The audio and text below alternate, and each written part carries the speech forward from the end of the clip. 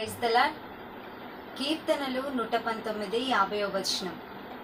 నీ వాక్యమే నన్ను బ్రతికించెను, బాధలలో అది నాకు నెమ్మదినిచ్చెను అనే ఈ శక్తివంతమైన వాక్యం దేవుని వాక్యం యొక్క జీవనాధార శక్తిని మరియు ఆదరణను స్పష్టంగా వెల్లడిస్తుంది.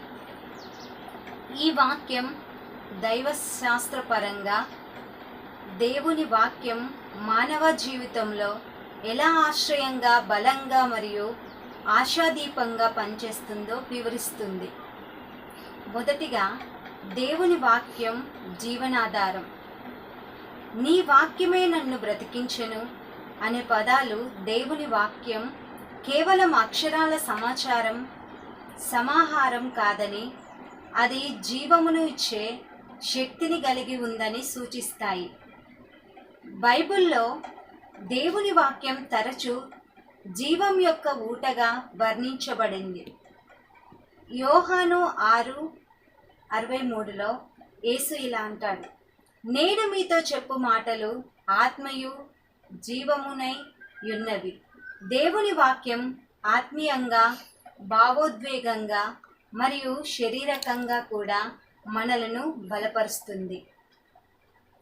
బాధలు, నిరాశ లేదా జీవిత సవాళ్లలో మనం బలహీనంగా ఉన్నప్పుడు దేవుని వాక్యం మన ఆత్మకు పునర్జీవనం కలిగిస్తుంది. ఇది మనలను ఆశతో నింపి దేవుని సన్నిధిలో నిలబడే శక్తిని ఇస్తుంది.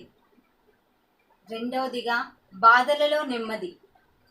బాధలలో అది నాకు నెమ్మదినిచ్చెను అనే దేవుని వాక్యం కష్ట సమయాలలో ఓదార్పునిచ్చే సామర్థ్యాన్ని హైలైట్ చేస్తుంది.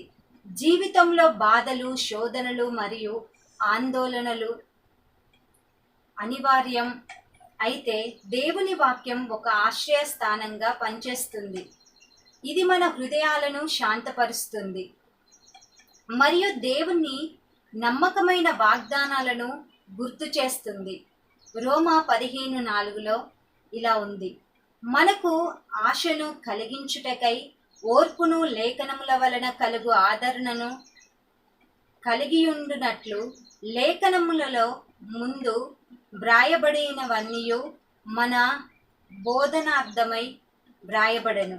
దేవుని వాగ్దానాలు మనకు భరోసాను, ధైర్యాన్ని మరియు శాంతిని అందిస్తాయి. మూడవదిగా, దైవశాస్త్రపరమైన ప్రాముఖ్యత. ఈ వాక్యం దైవశాస్త్రపరంగా దేవుని వాక్యం యొక్క ద్వంద్వ స్వభావాన్ని వెల్లడిస్తుంది. అది జీవనాన్ని ఇస్తుంది మరియు ఓదార్పును అందిస్తుంది. దేవుని వాక్యం కేవలం సమాచారం కాదు, అది దేవుని స్వరూపాన్ని మరియు ఆయన ఉద్దేశాన్ని ప్రతిబింబిస్తుంది. హెబ్రీ 4:12లో ఇలా ఉంది, దేవుని వాక్యం సజీవమై శక్తిగలదై హృదయం యొక్క ఆలోచనలను, ఉద్దేశములను వివేచించును. ఇది మన జీవితాలను మార్చే శక్తిని కలిగి ఉంది, మనలను దేవునికి దగ్గరకు చేరుస్తుంది మరియు ఆయన సత్యంలో మనల్ని నడిపిస్తుంది. నాలుగవదిగా, ప్రాయోగిక అనుసరణ. ఈ వాక్యం మన రోజువారీ జీవితంలో దేవుని వాక్యాన్ని ఎలా అనుసరించాలో గుర్తు చేస్తుంది. మొదటి, ధ్యానం. దేవుని వాక్యాన్ని రోజు చదవడం మరియు ధ్యానించడం ద్వారా మన ఆత్మీయ బలాన్ని పొందుతాం. విశ్వాసం. బాధలలో దేవుని వాగ్దానాలపై నమ్మకం ఉంచడం మనలను శాంతితో నింపుతుంది. ప్రార్థన. దేవుని వాక్యాన్ని ప్రార్థనలో ఉపయోగించడం ద్వారా మనం ఆయన సన్నిధిలో ఓదార్పును పొందుతాం. ముగింపు.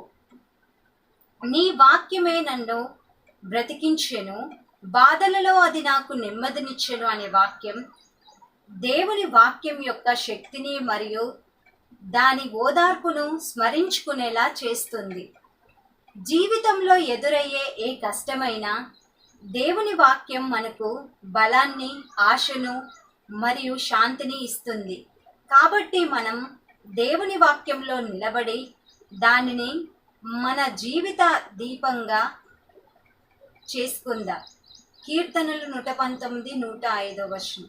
తద్వారా ఏ పరిస్థితిలోనైనను ఆయన సన్నిధిలో నెమ్మదిని పొందగలం. ప్రార్థన.